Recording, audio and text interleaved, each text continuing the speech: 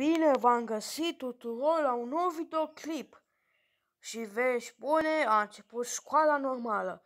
Și vești și mai bune, am două arme noi, PPS, și am upgrade mult damage cu 49 plus 2 și DB28, upgrade 69-7.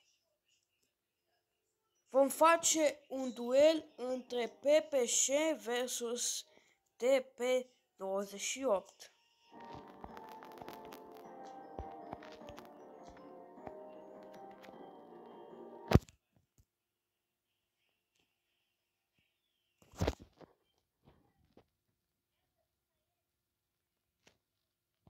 Da, și mișcăm în Normandia.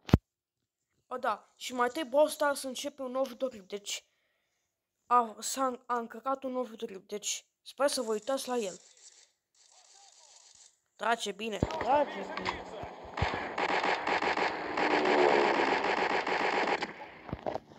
Am ratat double kill-ul. Să scrieți în comentarii dacă PPS sau DB28 câștigă această luptă. De data asta am omorât cu cuțitul, deci tot PPS conduce. PPS.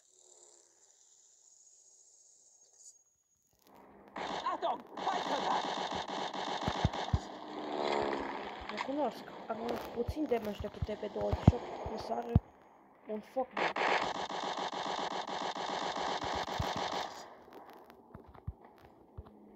Trage mai bine ca niciodată. Cred că e cineva în spatele meu.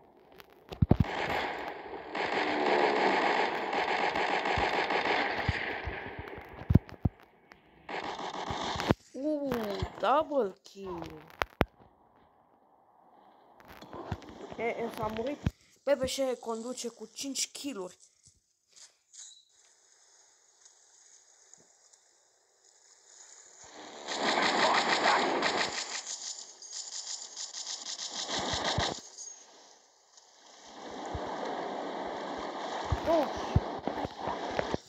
Însă DB28 a reușit un punct pe kill-uri.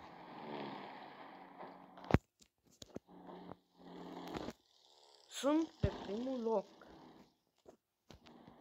Am primit această armă nu cheltuind credits, pentru că am cheltuit credits la TP28 și am primit de la o cutie. Da.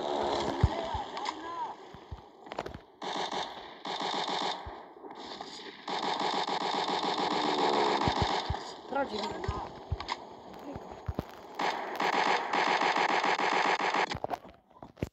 Încă rămâne la conducere. În realitate se spune dinner plate, care înseamnă o farfurie pentru cină.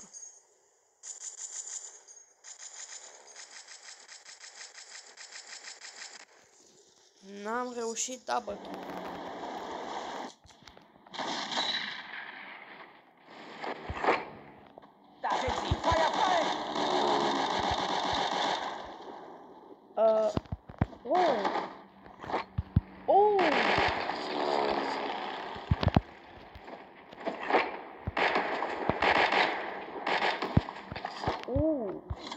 Amuzament. Și iată că PPS chiar conduce această rundă.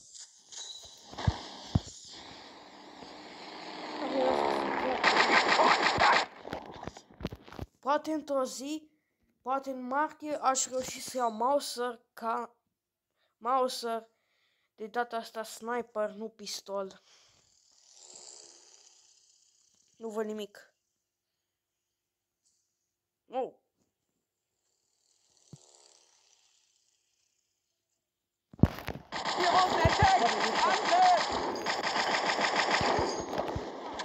Am aflat că această armă poate să distrugă tancul. La 4 heal-uri reușesc să omor oameni. Dau un pic mai încet ca să mă auziți. Am murit.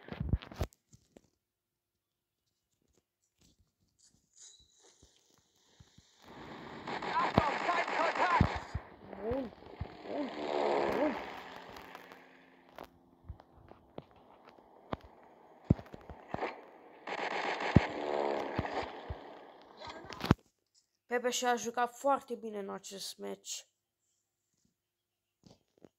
Iar DB28 a stat liniștit.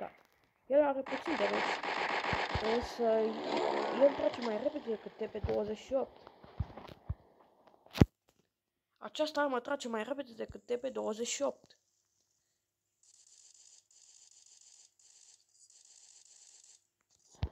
Double kill. Triple kill. Let's go!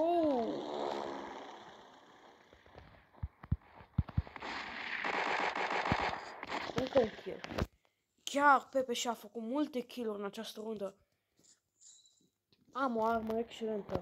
Însă are puțin damage, însă fire rate mai mare decât Pepe. Double kill. Triple kill! DB28 face și el un triple kill. După dezamăgirea totală, am dominat jocul complet în acest videoclip. Ăsta chiar o să facă 10 like-uri. Sper să-mi dați 10 like-uri. Dacă îmi dați, o să fac un alt videoclip, un alt duel. Omul ăsta cu cuțit mă enervează. 27 de kill-uri, 13. Am omorât oameni de am omorât 27, dar am murit de 13 ori. Însă am dominat complet. Ăsta a fost cel mai bun joc care l-am făcut pe YouTube. Sper să vă abonați, să-mi dați like-uri. Dacă îmi faceți 10 subscribers, s-ar putea să vă arăt fața mea originală. Bine, mai întâi Brawl Stars știe fața mea, dar restul nu o știți. Deci, la revedere!